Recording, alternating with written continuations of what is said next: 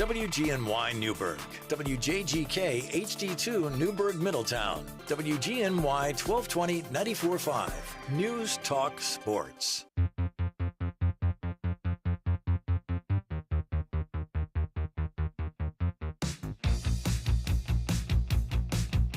Hello, sports fans, and welcome to a Sunday edition of Jake's Hot Takes. I am your host, as usual, the one and only Jake McVey.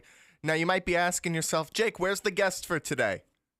Cool it, all right? I'll have a guest on for next week, but today we have a lot of stuff to talk about in the NBA. It was a big day. The NBA Finals have just wrapped up. Congratulations to the Oklahoma City Thunder, your 2024-2025 season NBA champions, as well as the NBA Draft, which we're going to be having some coverage of coming up. But first things first, let's get into Game 7 because, boy, what a sad way to go out for Indiana. I kind of just want to talk about the scope of Indiana's season right now. You know, I like to focus on the chumps before the champs, just make sure that, you know, they get their recognition because, man, watching Halliburton go 3 for 3 on those 3 balls early in the game and 8 minutes in, just completely destroying his Achilles, I'm not a Pacers fan. I don't even particularly like the Pacers. And that was a gut-wrenching feeling watching Halliburton go down like that. Of course, the hero, the star that Indiana had been relying on for pretty much this entire season to come up big in the big moments, started off on fire, and then just like that, completely extinguished. And Indiana basically couldn't recover after losing this, the star guy. You know, they don't really talk about how, obviously, there's an on-the-court factor that goes away with Halliburton, you know, his passing, his scoring, even his defense at points. But, you know, there is a mental aspect as a player to watching a guy like Halliburton go down and, you know, be in pain and know that, you know, not only is this going to impact right now, this is going to impact next season too, because there's a good chance that Halliburton is going to miss a chunk of next season. So you could tell that Indiana was pretty rattled across the board. But that doesn't mean that they didn't have some great performers trying to keep it all together in Game 7. Big shout out to Benedict Mathurin coming off the bench. He finishes the day with 24 points on 6 of 14 shooting from the field, 2 for 5 from 3, 10 for 10 on the free throws. That man thought he was Shai Gilgeous-Alexander. He was coming downhill all day.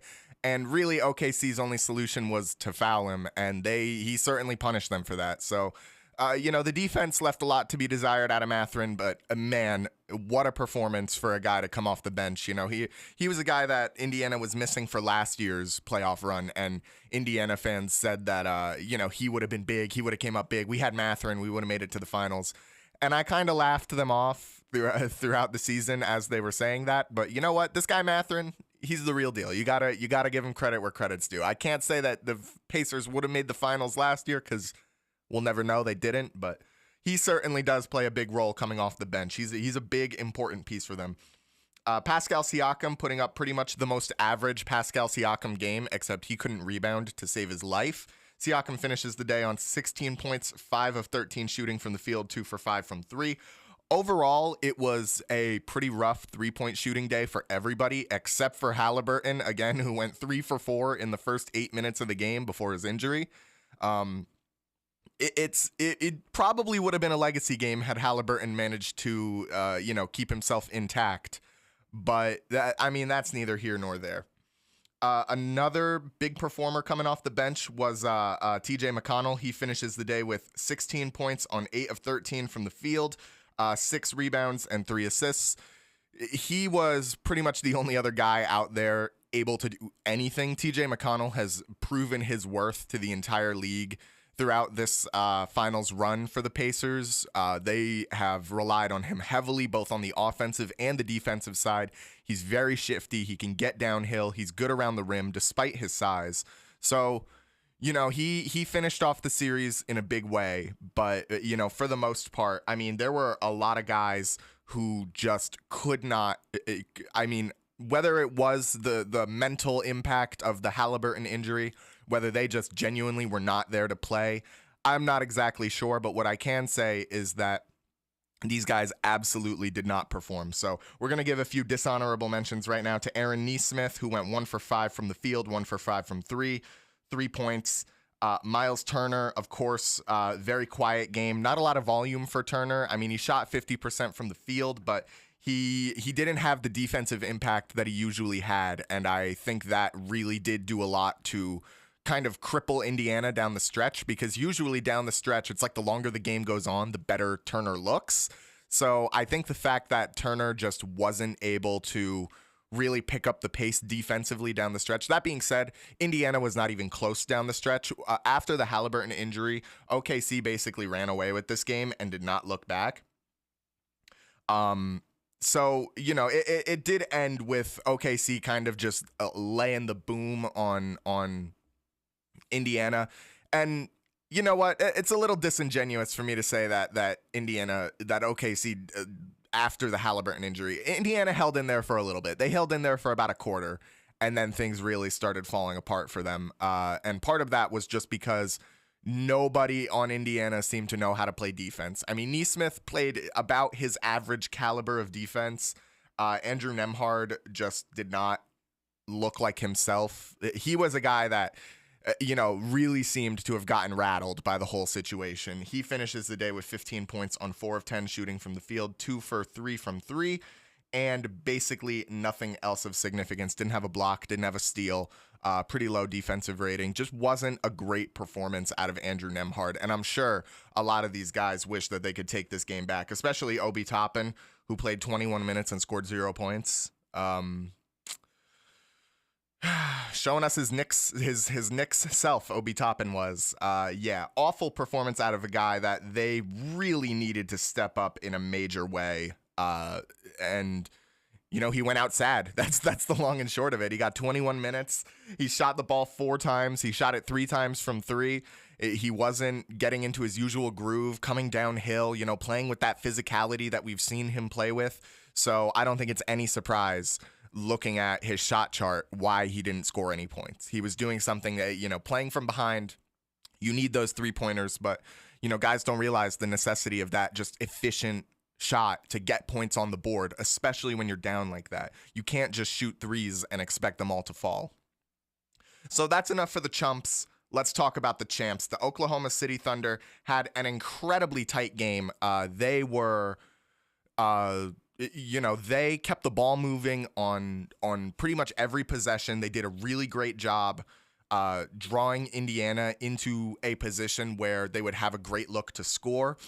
Indiana had a really hard time with the help defense and oftentimes left guys kind of open for better looks, whether it be driving to the basket or whether it just be that pull-up 3 ball. Indiana did a lot wrong defensively, but part of that was because Oklahoma City did a lot right offensively. So let's get right into it. Shai Gilgeous-Alexander, legacy game from this guy, 29 points on 8 of 27 shooting from the field, 2 for 12 from 3, 11 for 12 at the free throw line. He thinks he's Shai Gilgeous-Alexander, and he is. No, Shai had a very inefficient game, but man, he just was getting fouled left and right.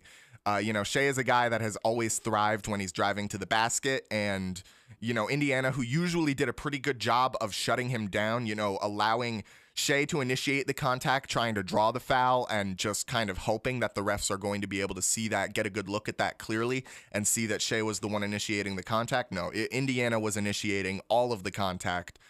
Definitely down the stretch, some frustration out of the Pacers. And you know what? I can't say I blame him. I mean, it was rough to watch down the stretch. So, you know what? I'm not all that surprised that Indiana might have thrown an elbow or two Shai's way, especially since Shai kind of epitomized the entire issue that people had with this Thunder team, the drawing of the fouls. And honestly, Shai kind of epitomizes what a lot of NBA fans claim they don't like about the sport now. Even though I think we could sit down and have a debate about, the real impact of Shai Gilgeous-Alexander's play style and the precedent that's being set by him winning MVP and him winning Finals MVP, and frankly, having one of the best individual seasons in modern NBA history. I'll say like post 2000. He got that MVP, he got that Finals MVP, first team All NBA, and he won the championship. So, You know what? This is say what you want about the guy. Look at the efficiency numbers all you want. The point is, he put up 29 points in a game 7, and he helped will his team to a finals victory. And there are not a lot of guys in NBA history. Well, there are a lot of guys, but there are not a lot of guys that people compare Shea to who have been able to do that, you know, a la James Harden, Chris Paul, guys like that. So Shea had a phenomenal game despite the efficiency. He put the ball in the hoop, and ultimately that's all that matters at the end of the day. Chet had himself a pretty big game too. Very kind of the opposite of Shea, where Shea had a high volume, low efficiency night. Chet had a much lower volume, much higher efficiency night. He finishes the day with 18 points, 6 of 8 from the field, 1 for 2 from 3, 5 for 8 from the line. And quite frankly, a much better defensive showing out of Chet. I think Chet getting a bit lower volume, that was something that last week I had talked about how the Thunder need to do that for Game 6. And he did a great job coming downhill and, kind of finding his place around the basket. And, I'm sure it was a big confidence booster for him. And you know what? Chet looked really good. Like I said, getting downhill and just generally being a force that Indiana had to deal with.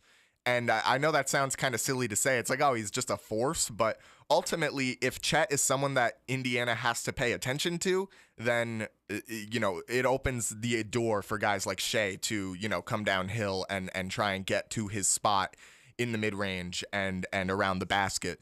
So the fact that Chet just required eyes on him, Game 6, Chet did not require eyes on him. He was playing like garbage. So, the fact that he was just making an impact, I think, is more than enough to justify a hard-fought series by Chet. I think it's interesting to see his growth as a player throughout this entire series. He was always one of my favorites to watch throughout this entire playoff run, honestly. I think he's a really entertaining player, and I liked what I saw out of him in Game 7. Lu Dort just defensively is always there. That man is physical. I saw a post the other day saying if Lu Dort played against Shai Gilgeous-Alexander like Lu Dort plays against anyone on the Pacers, he would foul out of the game in the first quarter. And jokes aside, maybe. I don't know. I can't say. Until we get the Lu Dort, Shai Gilgeous-Alexander 1v1 with ref involvement, I guess we'll never know. But Lou absolutely was a force defensively. He didn't really do anything offensively. 9 points, 3 for 10 from the field, 2 for 9 from 3. But he finished the day with 3 steals coming up at major times. Honestly, there were a lot of guys on this OKC Thunder team that finished the day with 3 steals, including Alex Caruso and Cason Wallace. Wallace was a guy that I had criticized very early in the series for basically not justifying his minutes on the court. And he got reduced minutes, taken off the starting lineup, coming off the bench. That was my recommendation, and it seemed to do him pretty well. Cason Wallace finishes the day with 10 points on 4 of 6 shooting from the field, 2 for 3 from 3, and the aforementioned 3 steals. So he had a quick night, a very efficient night, just a couple shots and big defensive impact. So, I don't know if I ever mentioned it before, but before the finals started, I had a segment planned called, guys you need to watch out for, like sneaky impact guys in the finals. And Cason Wallace was my pick for the Oklahoma City Thunder. I'm very glad that I didn't put that segment out when I had it written, because Cason absolutely did not make an impact in this series until very far down the stretch in Game 7. But you know what? I'm glad that Jake's hot take could finally be vindicated ever so slightly at the very end of the series. So you know what? Cason Wallace, you finally justified your existence on the court. Phenomenal job to you. Transitioned quickly out of Lu Dort there. Lu Dort also just phenomenal defensive performance out of him. And you know what? I'll just throw in Caruso there at the same time. He also had 10 points. But anyway, when we get back, we're going to talk about the finals a little bit more, so make sure you stay tuned for that. Jake's Hot Takes, WGNY 1220 94.5 News Talk Sports. We'll be right back after this.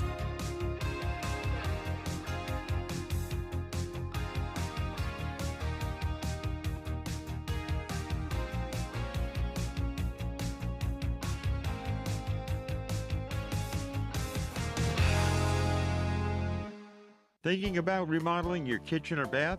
Wayne's Way Wholesale Cabinets has a great selection of all wood cabinets in the styles and colors to make your remodeling dreams come to life.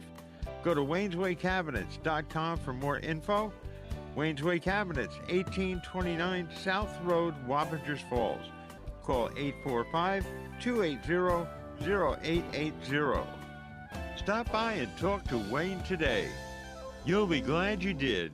Your life relies on power all day, every day. With summer upon us, weather-related storms and power outages disrupt your home life, work life, and more. Don't be left in the dark. Call Essentia Power Systems, your local Generac automatic standby power dealer, protecting your family, home, and business. Already have a Generac? Ask about maintenance and monitors. Call Mike, the generator guy, for a free estimate. 845-227-0514. Online, EssentialPowerGenerators.com. Never be powerless. Get Generac by Essential Power Systems.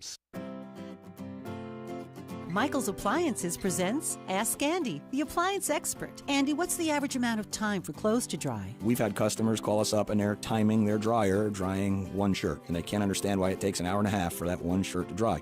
If you're using an auto dry cycle, the sensors are never being touched by that one article of clothing. So consequently, it takes forever for the dryer to realize that things are done. Today, newer dryers, generally speaking, it's an hour, 70, 80, 90 minutes. It's not because we're burning tons of fuel. It's because we're using much less. Much lower temperature in the dryer overall, longer tumbling action. That helps to prevent wrinkles, and people are used to a 20-minute cycle drying. Those days are over. You know, we used to make it very hot in the dryer and dry them very quickly. And of course, people have forgotten that then their clothes fit a Cabbage Patch doll when that happens. Shop with the experts. Nobody knows appliances like Michael's Appliance Center, 585 East Main Street, Middletown. Online at michaelsappliance.com. Your engine is a delicate instrument. But if you don't change the oil on a regular basis, things have a tendency to go wrong. That's why this news should be music to your ears. Because now at the Newburgh Auto Spa, you can get a free car wash with every oil change. That's right, a free car wash with every oil change. Really? Really. Stop into their state-of-the-art facility today and find out what quality maintenance is all about. We all need to get oil changes, so why not get a free car wash to go along with it? And while you're at it, take advantage of their 15-point vehicle inspection free of charge. That should leave you on a very happy note.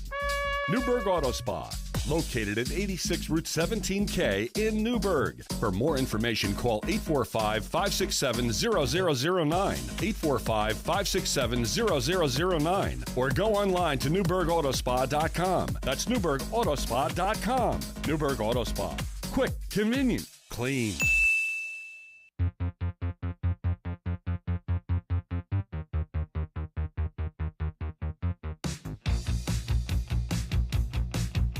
Hello, sports fans, and welcome back to Jake's Hot Takes.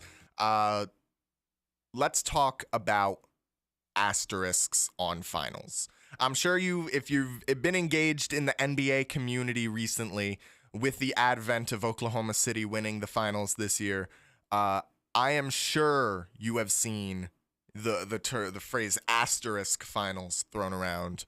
An asterisk final is basically a phrase that fans use to try and devalue championships by saying, well, yes, technically you won the finals, but you got to put an asterisk next to it because of X, Y, and Z. It's meant to imply that the championship won is not a real championship, or in some capacity that this championship holds less weight than other championships. You know, a lot of people say the most valuable rings of all time. We talk about like ring value. And I think that there is a good conversation to be had there, because I think obviously, a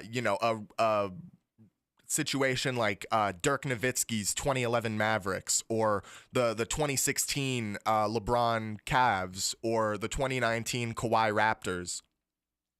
These rings were all extraordinarily difficult. These teams had to overcome incredibly wide circumstances, wide gaps of doubt in terms of coming away with their rings. They were major underdogs. So yes, I do think that there is a conversation, hold on, as compared to, say like the 2024 Boston Celtics, where like they basically were favored in like every matchup they went into, and they beat a Dallas team that, as good as they were last season, we all kind of knew that Dallas wasn't really going to be stacking up to Boston on that level, or at least I knew that. I don't know what the sentiment among Mavs fans were, but I think the entire league kind of knew that Boston was coming away with that one.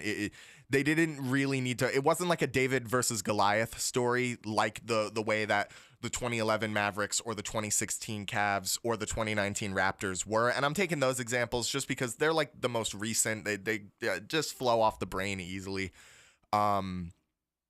So basically what I'm trying to say is that the asterisk final is used to try and devalue a team's championship. And there can be a lot of reasons why the asterisk final label is placed on any given championship. It can come down to the circumstances of the championship. Take like the 2020 bubble ring. Although people want to slap an asterisk on that because it was LeBron's ring. People absolutely would have touted this championship as like one of the hardest rings of all time if literally any other team and any other star player other than the Lakers and LeBron had won it. But that's not a conversation to be had for right now. Point is, people like to slap rings like the bubble. People like to slap the ring like the Boston Celtics last year, and now the Oklahoma City Thunder with this asterisk because injuries. The team faced injuries. When Oklahoma City went to the finals, they faced teams that had injuries. Ja Morant got injured in the first round. First of all, if you think that Ja Morant being present would have allowed Memphis to beat Oklahoma City in the first round, what are you talking about? What is the discourse here? You're telling me because the star player on Memphis in the first round got hurt, they beat this team in 5. It wasn't even going to be close. Oh, man. But anyway, then you move on to round 2. The third best player on the Nuggets was hurt. Oh, no, the third best player. I got Jokic and Jamal Murray over Aaron Gordon. And look, Aaron Gordon was absolutely a high impact guy for Denver, but him missing time does not automatically make the Nuggets a severely worse team. They still had Jokic, they still had Jamal Murray, they still had all of their good rotational pieces. What is the conversation here? And then Minnesota, I don't even think Minnesota had any injuries. Not any major ones, at least. I mean, Gobert was healthy. Anthony Edwards was healthy. Julius Randle was healthy. Well, Julius Randle was dealing with an injury late in the series. I think game 6, he might have pulled a hammy or something, but I'm pretty sure he played throughout the rest of the series. And then, of course, Halliburton gets injured in Game 7 of the finals, and Oklahoma City pulls away for the win. It's just such a strange, idea to try and devalue these teams' rings because of the competition they faced. Talking like Indiana didn't also face an injured Cleveland team on their way to the finals. And if you want to get into the semantics really hard, Karl Anthony Towns was dealing with an injury in the New York series as well. He injured himself in Game 4. But see how that doesn't matter? See how it doesn't matter at all?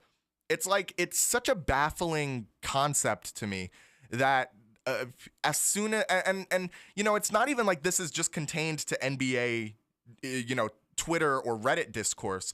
Alex Caruso himself was like, I finally got a real ring now. And obviously he was saying that a little facetiously, but just the fact that this is an idea that even the players are thinking about, like an asterisk final, because of course he was present in LA for the bubble ring, the Mickey Mouse ring, so to speak, as Matt would probably state it.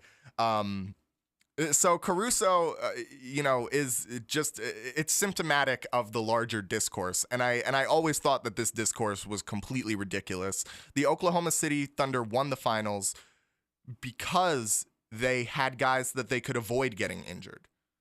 They had the highest point differential of the last 20 years throughout the regular season and even through the early playoffs.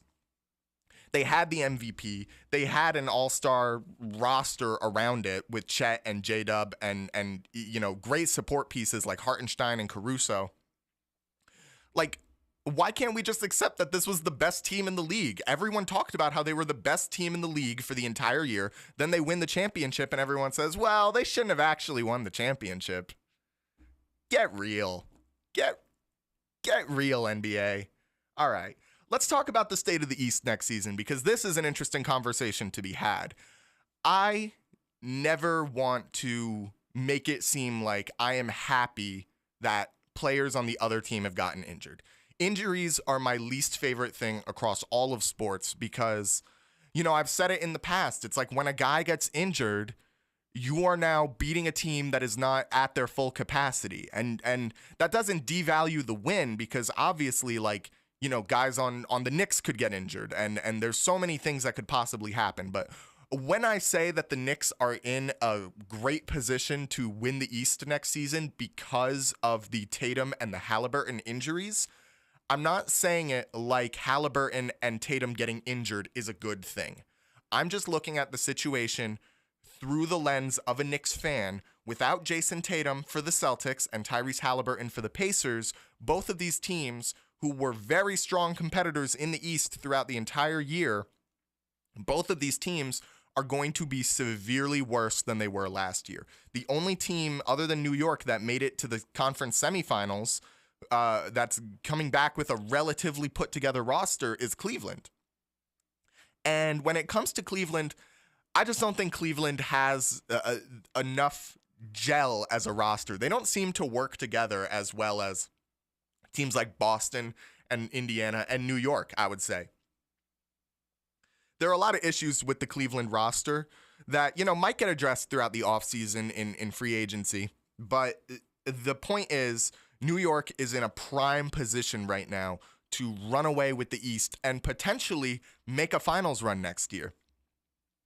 And just the thought of that is really exciting. And it does kind of stink that it comes off the back of two really severe injuries. The truth is, Tatum and Haliburton, these are the kind of injuries that low-key might kind of change the way that a guy plays the game forever. And that's not anything that you ever love to see, but ultimately these are very lengthy recovery processes.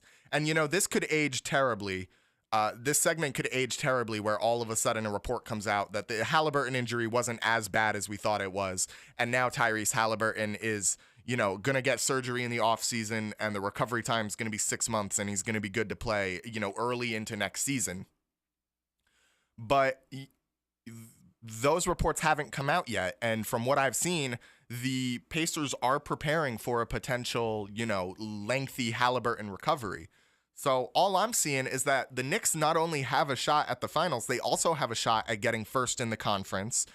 I think that, the Pacers did a great job exposing a lot of Cleveland's weaknesses as a team. And I think that part of Cleveland's success last year during the regular season was just that they got off to a really hot start. And every time they got up on a big lead over a bad team, that team just rolled over and gave up. You saw it a lot. You saw it happen a lot of times. You saw it happen against Charlotte. You saw it happen against New Orleans. There were several points where these teams were just kind of rolling over and allowing Cleveland to just run away with the game. You could see it on the guys' faces. They looked a lot like the Pacers did towards the end of this Game 7, where they just looked completely exhausted and completely done with the situation. So, there is an interesting conversation to be had. That's not to say that Cleveland has a roster that is incapable of, getting them back to that first spot and getting them to that Eastern Conference Finals game. But the way it stands right now, for my money, New York is the best team in the East, and they have the best shot at getting to the finals. The only other teams that I think could be interesting in the shakeup next year is Detroit and Orlando. Depending on how their offseason goes, depending on how some of their guys develop and mesh together, I don't think that either of those teams are necessarily ready to make it to the Eastern Conference Finals, but could they potentially be a threat to New York down the stretch? With their rosters coming together, late game situations, I could absolutely see it. When we get back, we're going to be talking a little bit more about the Knicks because I got some gripes, I got some grievances. Let's talk about it when we get back right here on Jake's Hot Takes, only on WGNY 1220 94.5 News Talk Sports. We'll be right back after this.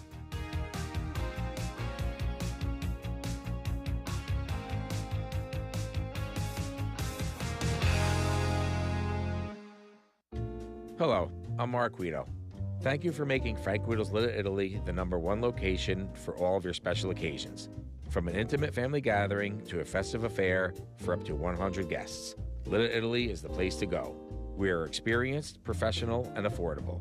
Whether it's birthdays, anniversaries, reunions, retirements, rehearsal dinners, and even after-funeral gatherings, Little Italy has the perfect size space with delicious food at a reasonable price. You enjoy your event and let us do all the work.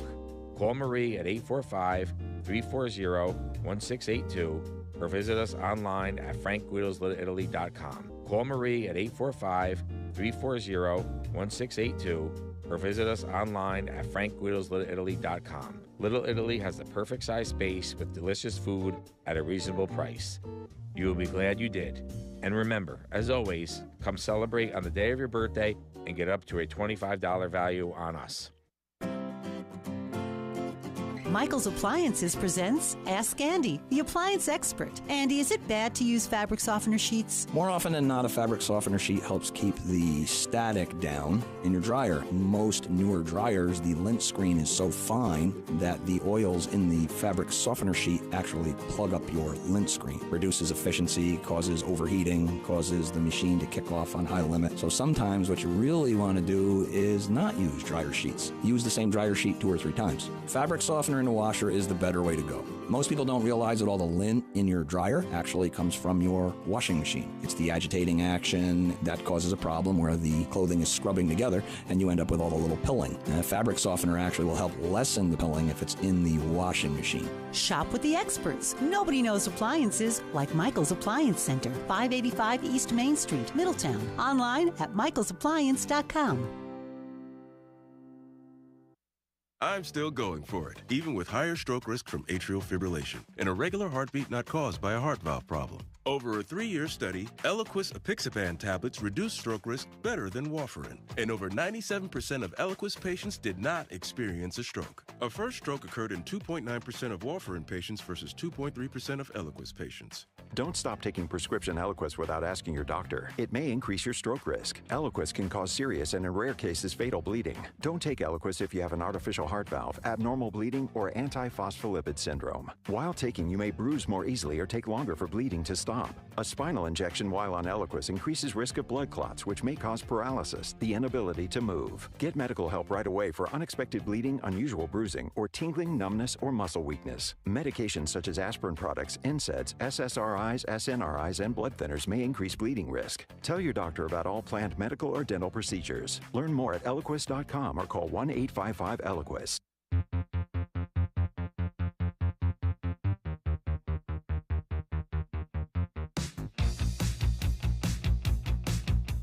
Welcome back, sports fans.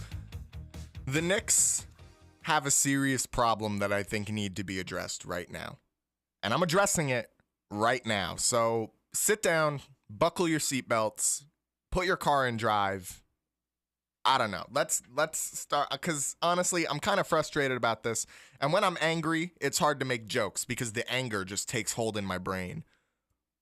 Why did the Knicks fire Tom Thibodeau without having a guy on deck to supersede him? Now look, a couple weeks ago, the Knicks fire their head coach, Tom Thibodeau. Tom Thibodeau has been the coach for the last 5 years, coached us to the Eastern Conference Championship, and, you know, a lot of Knicks fans will say that we made it there in spite of him, but what you can't deny is that he was the coach. He brought this Knicks team out of the mud and, you know, had a bit of a controversial time, in his closeout season with New York. You know, of course, there was the whole Mikal Bridges thing, which I still can't get over. It was so weird. Bridges said that him and Thibodeau sat down and had a discussion about the minutes the starters were playing. Thibodeau said that conversation never happened and that meeting never happened. Somebody's lying, and I have always maintained that I think it's Thibodeau who was lying about not having the meeting.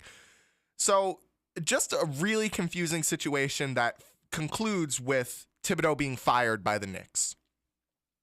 And now it's like the Knicks are scrambling around like a chicken with their head cut off to try and secure themselves a new head coach. I mean, it's like, why would you fire him? why would you fire him without having another coach on deck that, you can hire? I mean, you have an entire offseason to fire your head coach and secure a new head coach. So why did they fire Thibodeau like 2 weeks after the season ended? I don't know. Names have been thrown around all over the place. Ime Udoka of Houston Rockets fame was the first guy that was like, all right, we're going to go and interview this guy. Houston shut that down. Then it was Jason Kidd. And I was excited with Jason for the prospect of potentially interviewing with Jason Kidd, because I thought Jason Kidd would have been a phenomenal head coach to lead this team. He's got the attachment to Brunson. He can utilize a shifty guard that can get to the basket. We saw that with Kyrie Irving. He just seemed like a really good fit for this team. And then the Mavericks were like, nope, not happening. You're not even gonna get to sit down and talk to him. And then the Knicks went to like 9 other teams and were like, hey, can we interview your head coach? Basically going door to door, knocking, being like, hey, can we please interview your head coach? And every team shut it down. And my question is, like, why not Mike Malone? He's right there. I don't think he's gotten hired yet. You know what? I will check. I will check right now, because I don't think Mike Malone has been hired yet. Yeah, no, Mike Malone still hasn't been hired yet, which means that we have a championship-winning head coach who can utilize an offensive center with serious defensive limitations on the market right now, and the Knicks don't even seem to be interested in him. So I'm just left here really confused right now. So I don't know.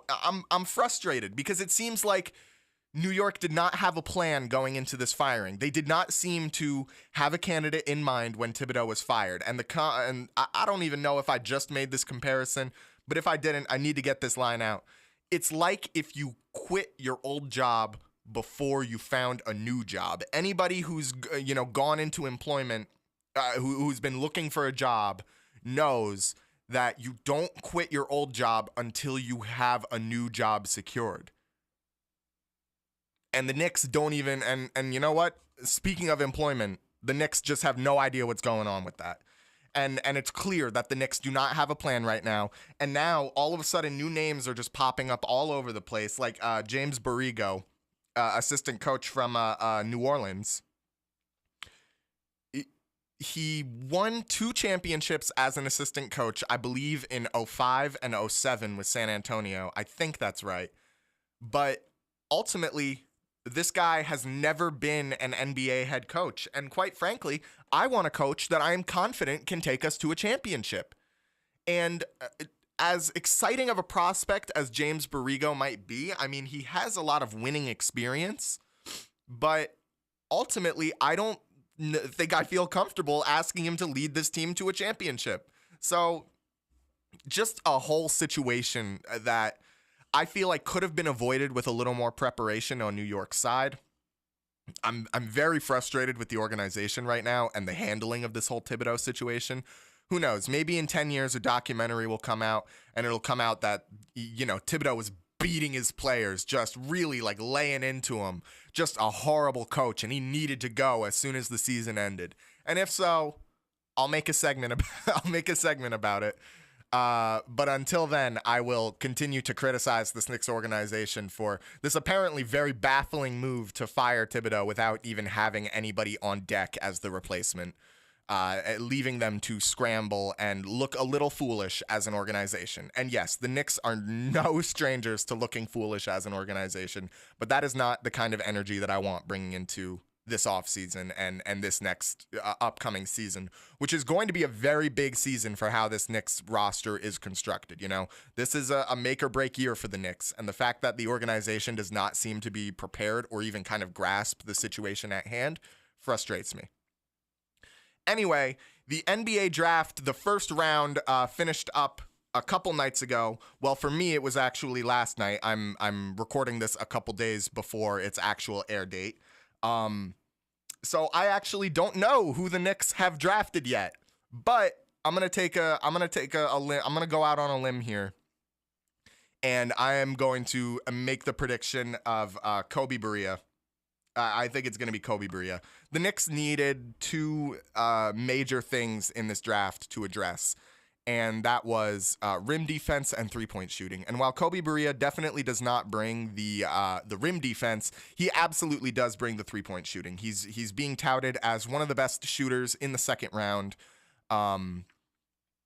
He seems like we could draft him in the second round, late in the second round, and work on him as a developmental piece coming off the bench. He's not going to be a star. I just don't think I've seen some of his film. I just do not think that he is going to be like that guy for us, and that's okay. He's a second round guy. What I do think he could be is like a 16 to 18 minute per game rotational piece that comes in off the bench in the early second quarter or the late first quarter and just gets a couple good looks. We get some good ball movement going, gets a couple good looks, knocks down some threes, gets the whole team flowing. Because this whole team is so like based on vibes. Like it's like once one guy can really get it going, the whole team follows suit, whether it be Brunson. Actually, Brunson is kind of the one exception to the rule. Brunson's going to go off no matter what. But if a guy like OG can get it going, or a guy like Karl Anthony Towns can get it going, or even a guy like Mikal Bridges can get it going, all of a sudden this whole team we can avalanche just off of pure vibes and the power of friendship. And you know what? I think Kobe Berea is a great fit for this team. He's a New York native. He grew up in Washington Heights. And now he's got the opportunity to come and play for the New York Knicks. I think it's perfect. Like, this really does seem like a match made in heaven. So I'm hoping by the time this episode airs, I'll be able to be like, yep, another Jake's hot take that aged perfectly. But like I said, I will not know who the Knicks drafted until tonight, which would be the day that I'm recording this. It's the day of the second round. So like I said, I'm not going to know who the Knicks actually did draft. But if they drafted anybody other than Kobe Berea, go down in the comments of this video, comment who it was, educate me, tell me if you like the pick, tell me if you think it was a better pick than Berea. If Berea went earlier, then, that's just how it goes. Point is, let's talk about the general NBA draft, because I have a lot of thoughts on this, and we're actually cutting the show a little short today, so I'm going to get started on this right now. Cooper Flagg is a Dallas Maverick. Congratulations, Cooper Flagg, for going first overall in the NBA draft. Who would have thunk it? Of course, he brings a lot of size to this Dallas Mavericks team. This Dallas Mavericks team is huge. They got AD, they got Cooper Flagg, Derek Lively, PJ Washington, and Daniel Gafford. They got some tall dudes. I know they're a basketball team, but man, they got some tall dudes. Cooper Flagg being no exception. So, it was the obvious pick out of Dallas. And I'm going to spend the rest of this segment kind of talking about how messed up I think it is that the little inkling in my brain that is telling me that Dallas colluded with the NBA, boosted the ratings by trading Luka to LA, the most popular NBA market, and was rewarded by getting their franchise guy in a lottery odds that was like 1 in like 500,000. I don't know the exact numbers on that, but I know that they had like a 2% chance, like a 1.8% chance of securing the first overall pick, and they did. So it's all a little fishy to me. It's all a little suspicious. But ultimately, I don't think Dallas got better. That's the thing. I don't think Dallas gets better with Cooper Flagg instead of Luka. I might be proven wrong in a very severe way this season. Who knows? Cooper could come out and, be an all-NBA caliber guy. But right now, I just think that Dallas gave up too much. I mean, Luka was supposed to be their guy. He was supposed to be their boy. He was supposed to have a statue built in Dallas, but anyway, we're going to get into the next couple picks of the NBA draft right after this break, right here on Jake's Hot Takes, only on WGNY 1220 94.5 News Talk Sports. We'll be right back after this. Thanks for listening, folks. We'll be right back after this.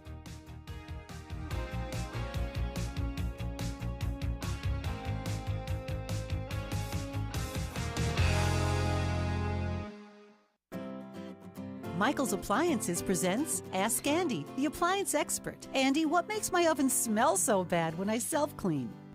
Self-clean, my favorite weapon in the world. Self-cleaning is a brutal environment. Most people don't think about it. They hear self-clean. I'm not really sure if they're picturing scrubbing bubbles inside there, scrubbing, but what's really happening is we're heating the oven up hot enough to carbonize protein. We're going to take the food stuff that's left in your stove, and we're actually going to carbonize it. We're going to turn it to dust. So we're 700 degrees. So why does it smell bad? You're setting fire to a chicken. Today, a lot of the new stoves, because of the energy guidelines, there is no real self-clean anymore.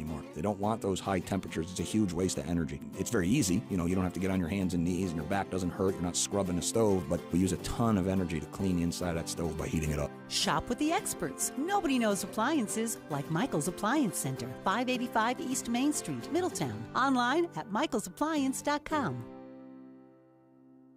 Your life relies on power all day, every day. With summer upon us, weather-related storms and power outages disrupt your home life, work life, and more. Don't be left in the dark. Call Essentia Power Systems, your local Generac automatic standby power dealer, protecting your family, home, and business. Already have a Generac? Ask about maintenance and monitors. Call Mike, the generator guy, for a free estimate. 845-227-0514. Online, EssentialPowerGenerators.com. Never be powerless. Get Generac by Essential Power Systems. You've long known that Newburgh Auto Spa on Route 17K utilizes top caliber products and the latest technology to give your vehicle the proper maintenance it needs. Whether it be a computerized soft cloth car wash, detailing consisting of a comprehensive bumper-to-bumper cleaning of your entire interior and exterior, or a fuel-efficient oil change from a trained technician, Newburgh Auto Spa is the place to go. Now, Newburgh Auto Spa is a full-service automotive center. That's right, Newburgh Auto Spa now offers tires, brakes, rotors, tune-ups,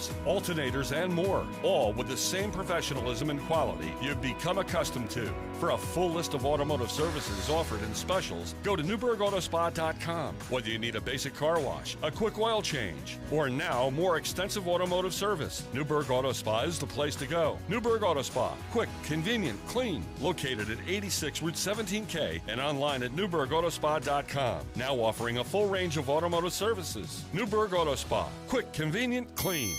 Davis Furniture in Poughkeepsie is having a floor model clearance sale, up to 70% off. That's right, Davis Furniture needs to make room for new arrivals and is having a floor model clearance sale with up to 70% off. At Davis Furniture on Route 9 in Poughkeepsie, all their furniture is American-made and chemical-free. You and your family deserve the Davis Furniture difference and a healthier life. DavisFurnitureOnline.com.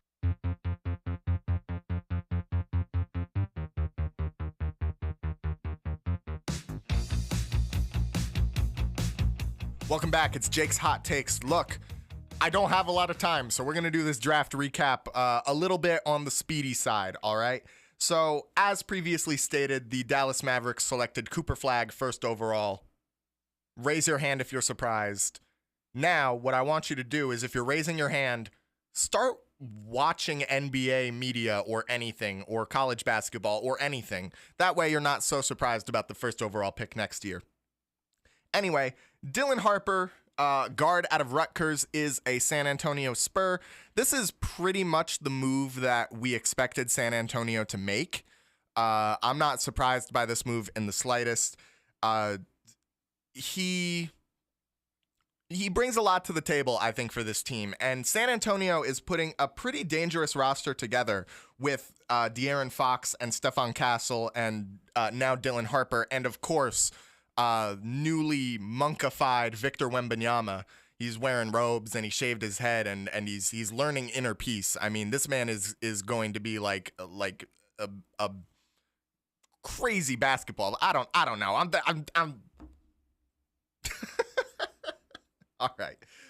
All right. Let's move on. A really funny situation that I saw, Ace Bailey, guard out of Rutgers to the Utah Jazz. Utah doesn't have a lot going on right now, and throughout most of this offseason, Ace has talked about over and over again how Utah is the last place that he wants to get drafted. So seeing the look on his face when he got drafted to Utah, I can't lie. I mean, you can see it on my face. I just thought it was so funny. This dude was so mad that he got drafted to Utah. And on the one hand, I can't blame him. Utah has nothing going for it right now. You're going into a small market on a team that stinks out in the middle of nowhere, and you're just getting shipped off. I'm sure he wanted to play for San Antonio or Philly or I bet even Phoenix would have been a more desirable situation for this guy to find himself in. But of course, he goes to Utah, and he looked very mad about it. But honestly, I think Ace could actually do something in Utah, at least in the sense of like getting his trade value up so that in 4 years when Utah is still bad, they can trade him for a good package. And then, he can go and be a good basketball player on a real basketball team. But no, Ace Bailey to the Utah Jazz. He looked pretty mad about it. Another guy that also looked pretty mad about his situation was Colin Murray Boyles. He's a forward out of South Carolina. And he's headed to Toronto. And on the broadcast, you could actually hear him. One of the hot mics picked up him swearing when his name got announced going to Toronto. So just, I know it's my guilty pleasure to see young athletes get drafted to a team that they don't want to go to, because it's just very funny. The way that they stand up there holding the jersey with Adam Silver just looking like, it's always very funny to me.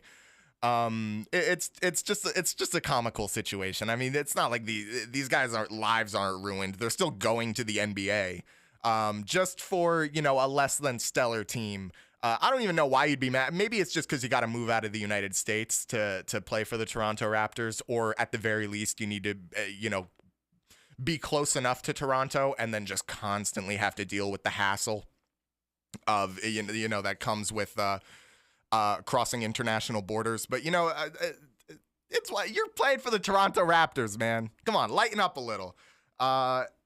Another interesting story that I saw was Yang Hansen, a center out of China, being drafted very early into Memphis.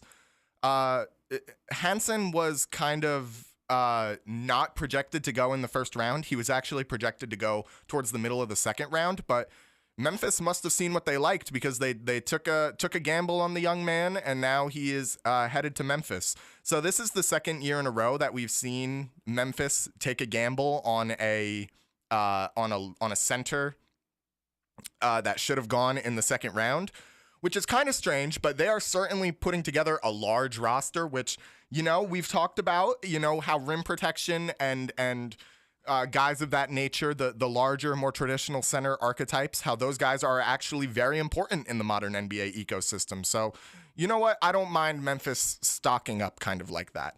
The last guy that I think I'm going to talk about today is VJ Edgecombe. He's a guard out of Baylor going to the Philadelphia 76ers. Poor guy. Don't you just feel bad for him? No, I'm joking. Philly was kind of up in the air who they were going to select. No one was exactly sure what was going on with that situation, but, they ended up staying where they were. Some rumors said they were going to trade back, but anyway, he's a great piece for them. I'm excited to see what he does next year. And that is all I got for you on Jake's Hot Takes. Thank you so much for listening. Tune in next Sunday. I'll probably have a guest. If not, it'll just be me. But anyway, this has been Jake's Hot Takes, only on WGNY 1220 94.5 News Talk Sports. Thank you for listening. I love you. WGNY Newburgh, WJGK HD2 Newburgh Middletown, WGNY 1220 94.5 News Talk Sports.